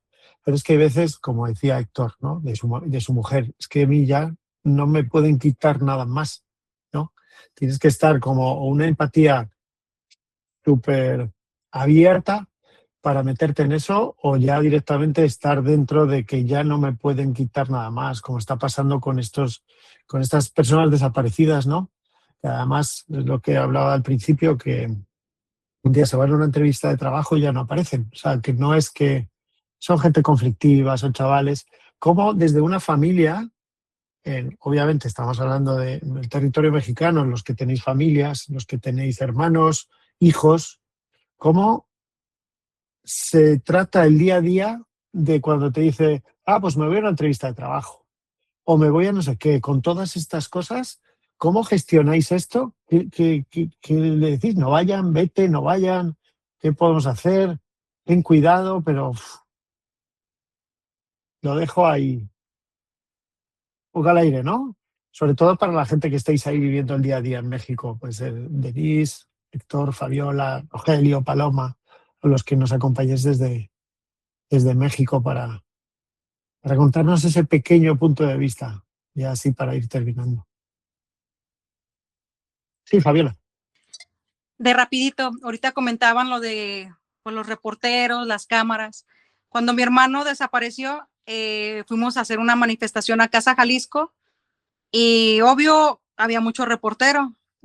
Con mucho respeto, con mucha humildad se acercaron hacia nosotros para decirnos si podían pasar esto en la televisión, entrevistarnos y todo. Lo cual sí accedimos, ¿por qué? Porque es una vía que nos ayuda mucho a nosotros como familiar para poder dar con nuestro desaparecido. Entonces, nos entrevistaron, salieron periodicazos, o sea, todo se hizo en grande. Y luego nos llamó Fiscalía. Me acuerdo muy bien, porque nos mandaron allá. Primero nos llamó una persona de allá dentro de Casa Jalisco, se acercó, nos dijo que iban a hablar con nosotros en Fiscalía, que si podíamos irnos a acercar a Fiscalía. Sí, nos fuimos y nos retiramos de Casa Jalisco, nos fuimos a Fiscalía y luego empezaron a ver que las noticias estaban, o sea, en grande esto. Y el director de ahí nos dijo, nos regañó, que primera y última vez que hacíamos una manifestación así, que porque pues nos estaban brindando el apoyo, pero mentira. ¿Cómo nos estaban brindando el apoyo si teníamos días de haber presentado la denuncia? Eso ahí, a quien no le conviene que salga, es a la propia Fiscalía y al mismo gobierno. Efectivamente. Para así dar porque ahora estamos un poco fuera de tiempo, si quieres, Rogelio, como un minuto como para cerrar aquí, Paloma, otro minutito, y así, luego si hay alguien que quiere preguntar algo de los que estáis, levantáis la mano y os doy paso. Rogelio. Bueno, claro, yo creo que en este tipo de problema generacional y este problema de este tipo de criminalidad emergente, yo creo que se tiene que mantener un diálogo abierto de las instituciones de gobierno relacionadas con este problema de la desaparición forzada y de otros delitos, de los homicidios dolosos, revisar la legislación en pro de las víctimas directas e indirectas, fortalecer el Instituto Jalisciense de Ciencias Forenses para que se capacite más a las personas, se compre más tecnología y sobre todo capacitar a la Fiscalía para que dejen de victimizar, más bien no solamente a la Fiscalía, sino a todo el aparato estatal que es la que produce esta victimización secundaria, que es mucho más dañina que otro tipo de víctimas, la víctima primaria y secundaria. Yo creo que en eso deberíamos de trabajar y también que el gobierno pueda trabajar en las encuestas del INVIPE con la finalidad de revertir esa mala nota que año con año tienen las instituciones públicas y obviamente solidarizarnos con Fabiola y con la familia Águila Corona por todos los desaparecidos que ellos representan el día de hoy, no solamente a sus familias, sino todos los desaparecidos que ellos representan y que obviamente estamos muy atentos a todo lo que pueda suceder y lo que uno pueda aportar. Muchísimas gracias por la invitación, estimado Jorge, y saludo a todos los que se reunieron el día de hoy. Muy bien, muchas gracias. Paloma, ¿alguna frase así para...? Muchas gracias. Sí, gracias, Jorge. Voy a permanecer con mi cámara apagada porque no tengo muy buena calidad en la conexión. Quiero hacer algunos apuntamientos a manera de resumen. Primero, obviamente, agradecer a todos los que resistieron hasta este momento esta charla, este conversatorio, que han estado atentos y con respeto escuchando las historias de Fabiola y de Héctor. Bueno, mi trabajo profesional está relacionado con el análisis del territorio y el diseño de estrategias que tienen que ver con el desarrollo urbano y sobre todo las políticas de vivienda. Creo que desde esta perspectiva he entendido o he podido entender que el territorio no es solo un espacio físico, es también y sobre todo un sistema vivo, por supuesto, vivo, en donde se cruzan dinámicas económicas, estructuras sociales y infraestructuras que perfectamente cuando hablamos de estas situaciones que luego ahora ya son tan polémicas como si tenemos o no derecho a nombrar a los desaparecidos en una glorieta que además tiene o forma parte de la configuración territorial desde la concepción de la ciudad simbólicamente hablando. Yo creo que esto es irrelevante cuestionarnos, ¿no? Si hay derecho o no de pegar estas fotografías, de exhibirlas ahí. Creo que dentro de la configuración de una ciudad, sobre todo cuando es una ciudad donde tenemos ya todas estas ausencias, lo mínimo que pudiéramos hacer evidentemente es nombrarlas, y lo mínimo que pudiéramos hacer evidentemente es determinar que hay espacios que tienen que servir, obviamente, para visibilizar todas estas ausencias y que se tienen que convertir en el elemento simbólico de las ausencias de estas ciudades. Sin ello, pues evidentemente estaríamos yendo hacia tratar de suprimir o de erradicar o de tapar una herida social que luego finalmente puede tener otras desembocaduras mucho peores. Obviamente también como un sistema vivo, pues una ciudad o un territorio, hay formas de identificar el poder, ¿no? O de leer el poder, los ejercicios del poder dentro de la misma. Entonces, yo creo que cuando observamos el fenómeno de las desapariciones en lugares tan específicos como Jalisco, también podemos empezar a entender que esto no ocurre al azar.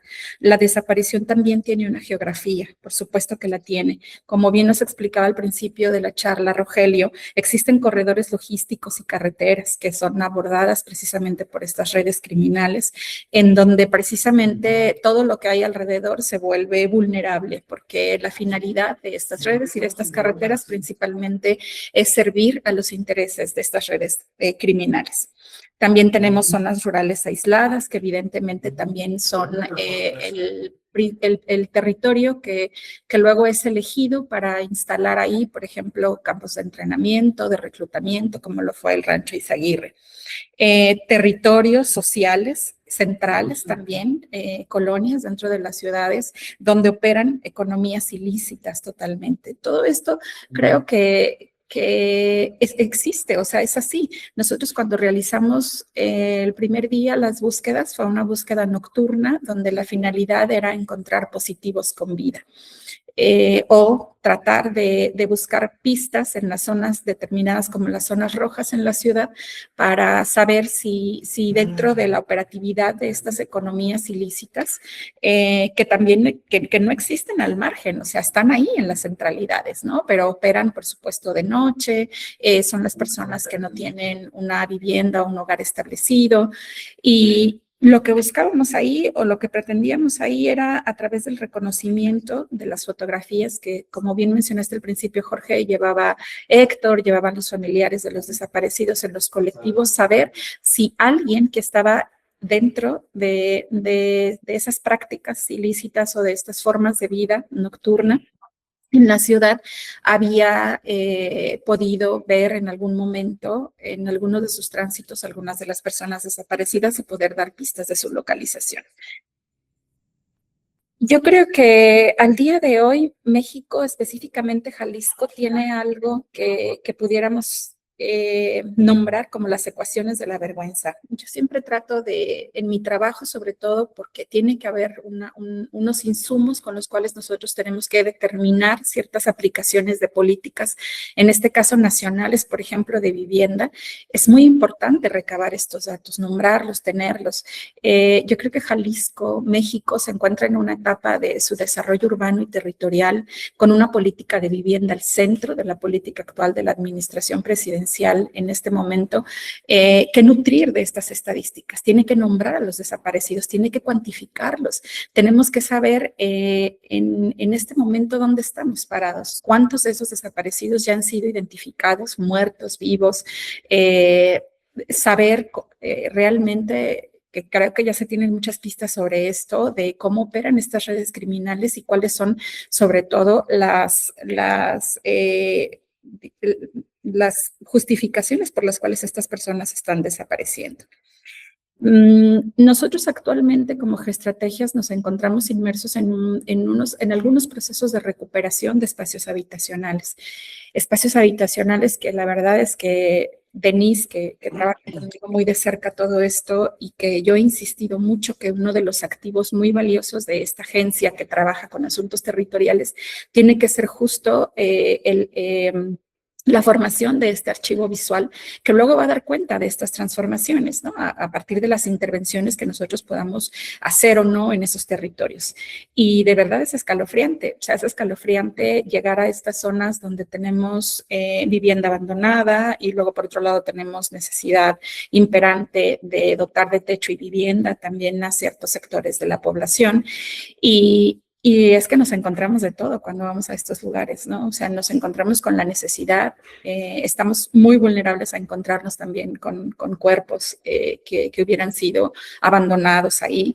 Entonces yo creo que tratando de sintetizar un poco esto, el asunto de la fotografía como documento, del archivo visual que tiene que dar cuenta de una memoria histórica y también, por supuesto, y por qué no quitar el dedo del renglón de la esperanza de una transformación, de luego que pudieran ocurrir estas intervenciones en el territorio a través de la práctica que nos ofrece esta nueva política de vivienda, logremos también, pues por supuesto, generar resultados favorables para que estos procesos puedan ser no revertidos, pero sí también actuar desde un sentido, desde la prevención, ¿no? Nosotros actualmente en la intervención de estos territorios estamos ejecutando algo que se llama, que viene por una agenda global, que es la agenda de género y la agenda de cuidados, en donde lo que hacemos con el diseño de estas unidades habitacionales es poner al centro primero a las personas y luego la necesidad de esas personas que tienen de ser cuidadas,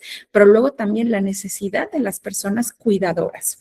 Entonces, nosotros estamos haciendo un gran trabajo social, primero en la identificación de estas problemáticas, en no dejarlas al margen de estas posibilidades de ejecución a manera de prevención y, por supuesto, también fortaleciendo estas acciones de cuidado que se tienen que tener desde lo social, ¿no? Nosotros implementamos nuevos diseños desde lo que son tanto la configuración urbana de las unidades habitacionales como el diseño de la habitación, del espacio de la casa, ¿no? Cómo estamos generando casas donde no tengamos pasillos intermedios, donde tengamos ventanas exteriores, en donde sabemos que, por ejemplo, las mujeres cumplimos un rol muchas veces no solamente un rol típico de cuidado en casa, ¿no? La mayoría trabajamos, tenemos que ser parte activa de un suministro también económico para nuestras familias, luego tenemos que dejar a nuestros hijos justo en estos espacios donde si no tenemos desde la parte de la aplicación de la política pública una infraestructura que permita precisamente la recreación, el cuidado, el acceso a la cultura, el acceso a la salud, etcétera, etcétera, pues todas estas dinámicas empiezan a complejizar y creo que eso nos pone siempre a todos de manera vulnerable, ¿no? Cualquiera de nuestros hijos puede desaparecer en cualquier momento porque ni siquiera nuestros vecinos los están viendo, ¿no? Hay muchas cosas ahí. Yo creo que es un desafío muy grande, pero también creo que ya podemos en este momento nombrar algunas posibilidades, indicadores que nos pueden dar pistas sobre por dónde podemos transformar esta realidad, hacerla mucho menos dolorosa. Insisto, yo creo que no hay manera de pensar que esto pudiera ser retroactivo, que algo nos va a sanar, obviamente de manera inmediata, este dolor, que es un dolor social, es un dolor colectivo, pero sí podemos empezar por empatizar desde la parte profesional que cada uno ejerza, la fotografía, el arte, yo que estoy con situaciones de empresas urbanizadoras, constructoras, en fin, ¿no? Servidores públicos, lo que fuera. Lo primero es nombrar esta realidad, cuantificarla, tenerla al centro y ser actores de cambio. Creo que sí se puede, creo que podemos empezar a hacer estas pequeñas miradas. Hay algo muy importante por lo cual yo he estado trabajando los últimos meses, y esto es que en las zonas en las que nosotros estamos interviniendo, de los espacios de recuperación de vivienda, estoy esforzándome por ejercer un protocolo donde las primeras intervenciones, incluyendo las visitas y los primeros accesos que pudiéramos tener a estas casas que están ahora en estado de abandono y de ruinas, pudieran integrar un protocolo de familias buscadoras o de colectivos de búsqueda, porque tenemos muchas pistas de que probablemente quienes buscan ellos pueden estar ahí, y creo que esto tiene que ser así. O sea, hay que darles un lugar dentro de esta actividad que no solamente tiene que tener fines económicos, sino también humanitarios, porque estamos en una crisis humanitaria. El déficit de vivienda también es un asunto humanitario, también es una crisis humanitaria. Entonces, pues un poquito por ahí, pero muchas gracias a todos y creo que ya con esto cierro mi participación. Muchas gracias, Paloma. Héctor, así a modo de pincelada, Fabiola, rápida. Alfonso, luego te doy pie. Alfonso nos quiere. ¿Quién, yo? Venga. A ver, yo estoy impresionado. Bueno, por la prensa sí estamos enterados más o menos de lo que sucede, de lo que está sucediendo en México. Yo soy colombiano y algunas situaciones parecidas se producen también en Colombia. Me han impresionado las historias de Héctor y de Fabiola, oírlas en primera persona. Y entiendo que hay momentos en que el cuerpo dice ya no más, pero sin embargo seguís en la brecha, seguís en la lucha. ¿Qué es lo más difícil en vuestros casos de sostener en todo este proceso? Héctor o Fabiola. ¿Qué es lo más difícil para seguir sosteniéndolo, para seguir avanzando?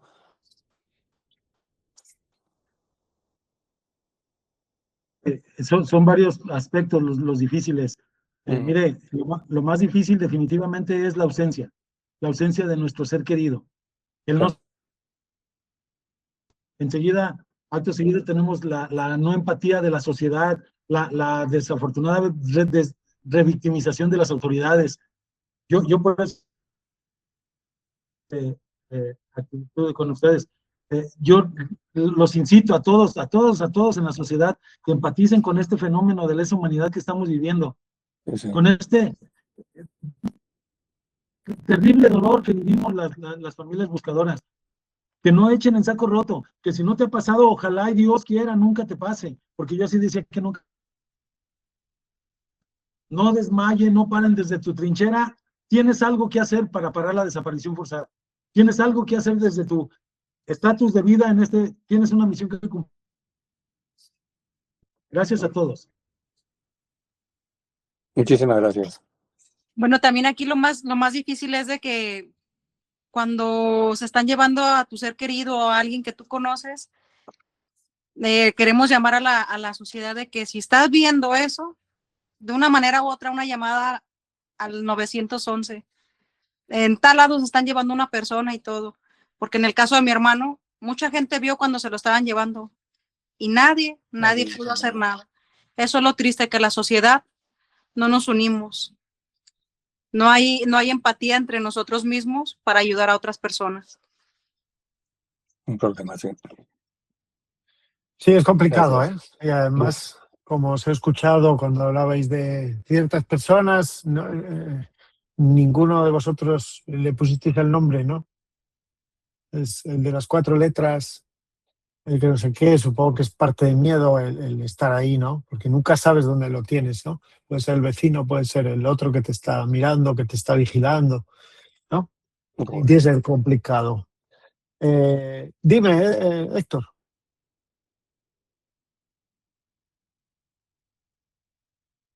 No, solo era que, ok, no. Vale. Bueno, quería agradeceros de verdad. En especial me vais a permitir agradecer a Héctor, a Fabiola y en representación a todas las familias buscadoras y a todas las personas que tienen personas desaparecidas, ¿no? Decir que obviamente desde fuera intentaremos hacer un pequeño altavoz, que este trabajo seguirá, obviamente como sigue por vuestra parte todos los días. Por mi parte intentaré poner todos los granitos de arena cada vez que vaya para volver a vernos, para volver a abrazarnos y para prestaros mi cámara, ¿no? Como altavoz. Y como último, pues deciros que a ver, no creo que la fotografía cambie las cosas de forma directa, pero sí que pueden evitar que se olviden, ¿no? Y en contextos como este, evitar el olvido yo creo que ya es bastante, ya es mucho. Para mí no tiene que ver con mirar algo que está fuera, sino que tiene que ver como dónde o cómo te colocas delante de lo que tienes enfrente, ¿no? Y creo que ahí todos tenemos mucho que hablar y la parte que me toca, pues la imagen os la ofrezco para que lo que necesitéis y siempre que se pueda, ¿no? Y visibilizar todas estas cosas, además sin desfallecer y además desde el respeto y desde el mañana seguimos. Muchísimas gracias, de verdad, a todos los que habéis estado y ya sabéis que la clase está siendo grabada, o sea, la clase, perdón. La charla. El conversatorio, la charla, esta charla está siendo ahora grabada. En los próximos días la tendré, la subiré para que todo el mundo pueda verla, reverla, enseñarla. Subiré también a YouTube y redes sociales para que quede ahí, ¿no? Quede ahí y si gracias a esto hay alguien que aparece o hay alguien que le molesta, pues es que estamos por buen camino. Efectivamente. Y por lo demás, nada más. Yo creo que doy por finalizada la charla agradeciéndonos. Fabiola quiere hablar. Fabiola. ¿Y Esther, quieres hablar? Bueno, yo quiero cerrar con unas Cierra. palabras que yo ahorita anoté. Quiero hacerles este cierre. Así cerramos este momento, pero abrimos el siguiente. No nos vamos con la idea de que lo mejor o lo más importante todavía está por venir, por pensar y por hacer. La búsqueda sigue, la memoria sigue y nuestra lucha sigue. Hasta la próxima, porque esto no termina aquí. Eso es un camino que no tiene fin. Gracias a todos ustedes. Efectivamente. Gracias. Mucha suerte. Llevamos Gracias, estas palabras. Muchas gracias, Fabiola, por estar ahí en carne viva, y Héctor, por volver a sacar lo que tenéis. Es que no podéis descansar. Ya. No podéis, ni debéis, ni os dejan, ni os dejamos descansar. Pero creo que estáis haciendo mucho más de lo que creéis. Mm. Y nada más. Vale, chicos. Vale. Nos vemos en las siguientes. Cuidaros mucho. Gracias. Todos. Gracias. Buenas tardes. Gracias, hasta la próxima. Chao. Gracias, Denise. Gracias, Delia. Hola. Gracias a todos. Gracias. Bendiciones para todos.